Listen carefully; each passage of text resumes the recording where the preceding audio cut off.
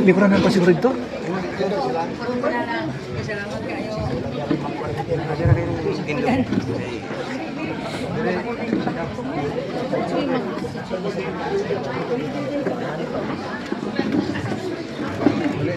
Dito na ba ang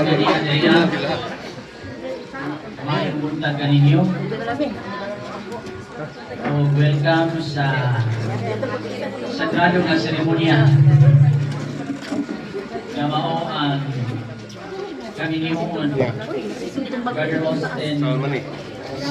Warja mo na ako. Ikot pa lang alay.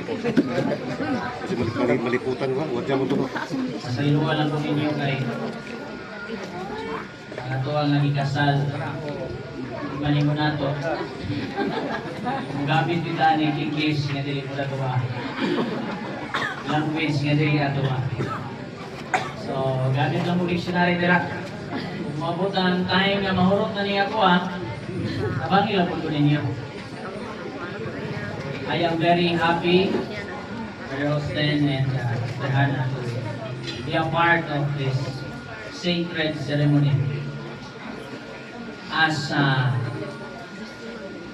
Hannah was walking the aisle and I was watching you, I can see the tears of joy.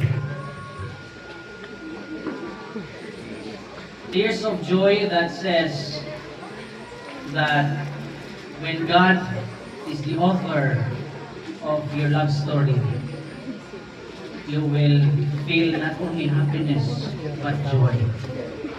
There is difference when we say joy and happiness. Happiness, this world can offer happiness, but only God can bring joy. Only God can bring joy, and I think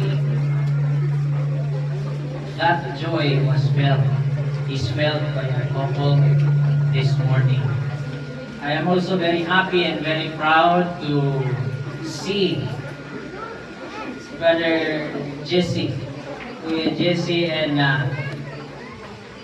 Rosie to walk their daughter the aisle. For the record, Malik Church is one of the very supportive churches in Matay District. Every time I come here, I always feel love and I always feel joy.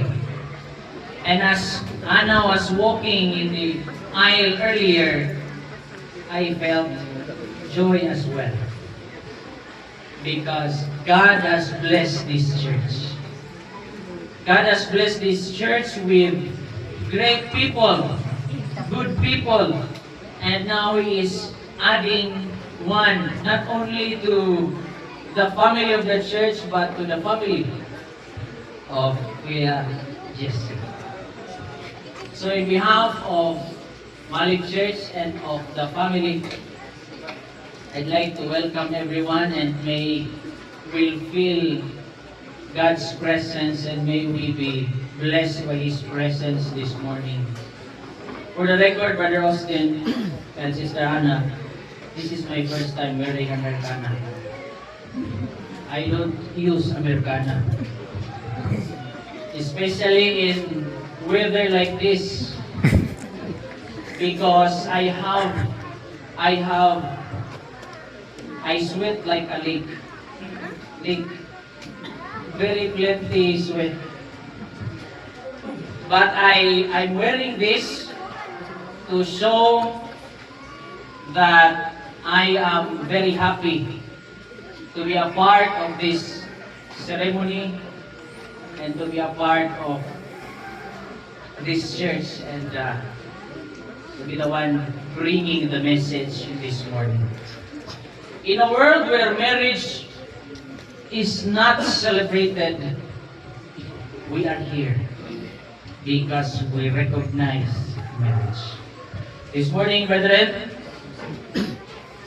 allow me to give to you the message not only for the couples but for everyone here to be reminded of how important marriage is. But before everything else, I'd like everyone to bow our heads. Let us pray. Father, bless us with your words. In Christ's name we pray. Amen. You know, the last time I speak a sermon, English, was 11 years ago. 11 years ago when I was in school. When I was in school, I was not to boast, but I was a very good English speaker because we were trained to preach sermon English straight.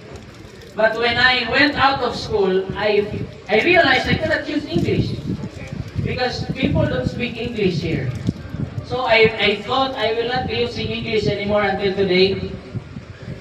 So I'm trying to use my rusty English. Hopefully you will understand. Marriage, brothers and sisters in Christ,